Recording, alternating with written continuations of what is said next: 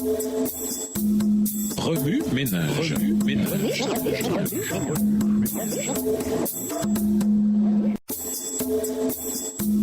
Remue ménage.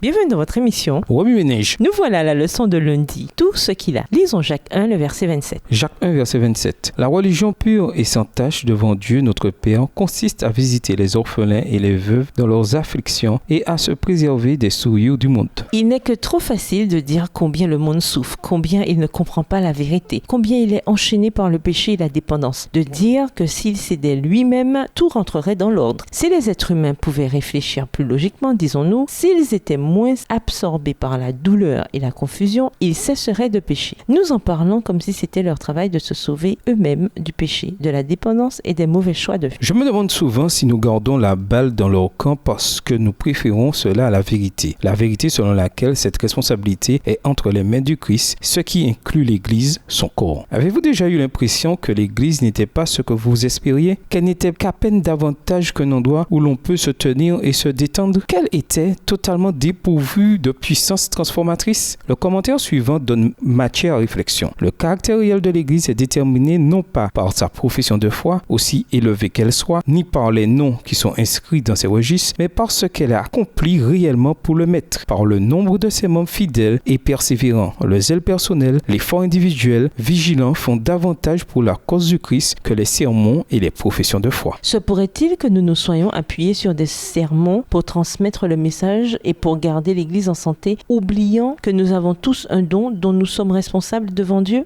Imaginez une Église pleine de pasteurs, partageant leurs dons pleinement dans le monde. Comme Ellen White l'implique dans la déclaration suivante, nous recevons ce désir d'aider les pécheurs à se dégager de la puissance de Satan par la vérité et la puissance de Dieu qui doivent se répandre à travers nous. Le chrétien ne vit pas pour lui-même, il se consacre corps et bien au service du Maître. Il est animé du désir inexprimable de lui gagner des âmes. Ceux qui n'éprouvent pas ce désir devraient penser davantage à leur propre salut, qu'ils demandent à Dieu de leur donner l'esprit du service. Comment puis-je le mieux glorifier celui à qui j'appartiens par création et par rédemption? C'est là la question que nous devons nous poser. Animé d'une ardente sollicitude, celui qui est vraiment converti cherche à sauver ceux qui sont encore sous l'emprise de la puissance de Satan. Il refuse de faire quoi que ce soit qui entraverait son œuvre. Remue ménage. Avez-vous à cœur de servir les âmes perdues? De quelle façon Dieu vous a-t-il poussé à servir par le passé sans que vous y ayez donné suite? Connaissez-vous quelqu'un qui lutte avec le péché? Comment pouvez-vous l'aider? Comment votre groupe pourrait-il servir ensemble quelqu'un dans l'église? Au revoir. Et à demain si Dieu veut.